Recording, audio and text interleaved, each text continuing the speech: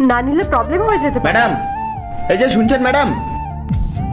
দিদি বলছি তুমি যাও, আমার একটা দরকারি কাজ পড়ে গেছে, আমাকে এখনই যেতে হবে, আমি আসছি। পূজা, পূজা ম্যাডাম শুনছেন? আমাকে বলছেন?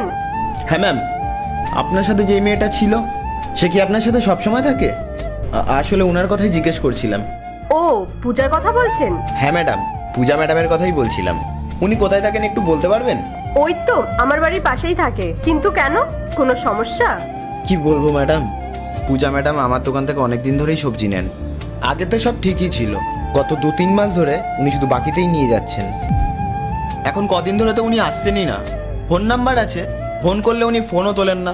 দেখুন ম্যাডাম, ওনার যখন সময় খারাপ ছিল আমি ওনাকে আমার সাধ্য মতন সবজি দিয়েছি। এখন আমার নিজেরই সময় খারাপ, এই সামান্য কিছু সবজি বেচে আমার সংসার চলে। লোকে যদি এইভাবে টাকা আটকে রাখে, আমি আমার পরিবার নিয়ে কি